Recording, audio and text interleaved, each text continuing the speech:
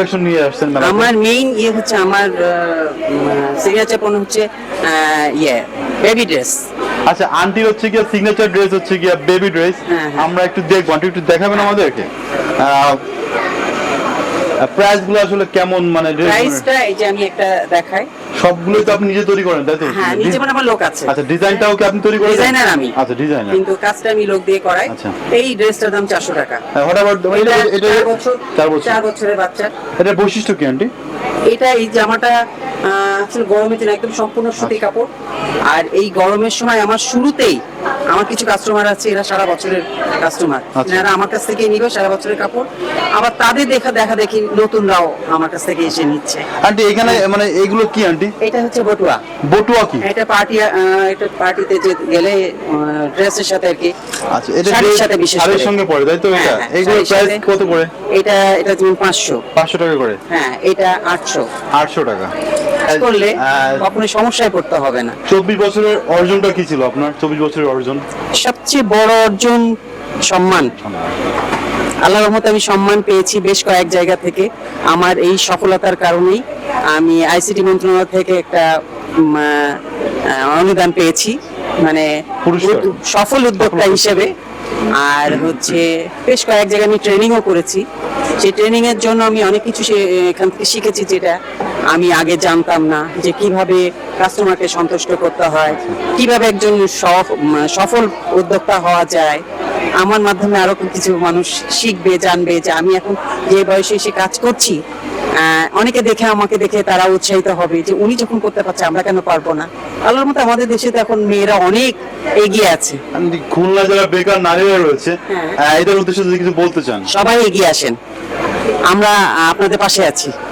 আচ্ছা, হ্যাঁ, সবাই যদি নিজের মনের ইচ্ছাতে যদি আসে, ইনশাআল্লাহ সেও একদিন সফল হবে। আন্টি এইটার আয়োজক হচ্ছে গিয়া, আমি যতদূর শুনেছি লিন্ডা ম্যাম নামে সামওয়ান। আপনি আন্টিকে কি বলে ধন্যবাদ দিবেন? আন্টি পাপ।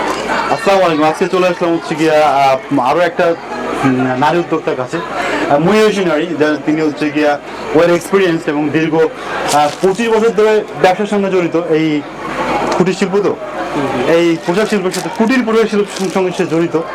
আমরা আজকে তার গল্প শুনবো, তার যাত্রাটা কেমন ছিল, এখন সে কোন অবস্থায় রয়েছে, এবং এই মেলার তার কালেকশনগুলো নিয়ে জানার চেষ্টা করবো। আসসালামু আলাইকুম আন্টি, আমি দোকানের নামটা বলবেন? ইয়াসনা বুটিক। ইয়াসনা বুটিক। ইয়াসনা বুটিক মানে উৎপত্তি কিভাবে হলো? এটা প্রথম অবস্থায় অত সহজ ছিল না। আচ্ছা, অনেক কঠিন সময় পার করে এসেছি। আচ্ছা। আল্লাহর রহমতে এখন একটা সফলতার দিকে যাচ্ছি। আচ্ছা। শুরুটা ছিল এমন যে এই ধরনের কাজ করলে আগে জিজ্ঞেস করতো আপনার হাজবেন্ড কি করে। হাজবেন্ড কি করে? আচ্ছা, হাজবেন্ড কি করে, হাজবেন্ড কিছু করলেও তো নারীরা নিজেরা স্বাবলম্বী হতে চায়। একদম একদম একদম। হ্যাঁ, এটা হচ্ছে নিজের শক্তি। আচ্ছা, সেই চিন্তা ভাবনা করেই আমার পথ চলা আর কি, যে হাজবেন্ড কিছু করুক আর না করুক, আমার নিজস্ব একটা স্বাধীনতা থাকবে এই একদম, কাজের একদম। মধ্যে। সেই চিন্তা করে আমি কাজে নেমেছি। আমি অর্থের কারণে না, অভাবের কারণে আমি এই কাজে আসিনি, আমার নিজের স্বাধীনতার জন্য আমি এখানে এসেছি।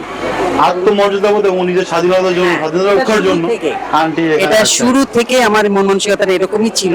আমি একজন সফল নারী হিসেবে বাঁচতে চাই দুনিয়াতে, যে আমাকে যেন কেউ কখনো ছোট করতে না পারে। এখনো পর্যন্ত অনেকে বলে আপনি এই বয়সে এখনো এটা করছেন।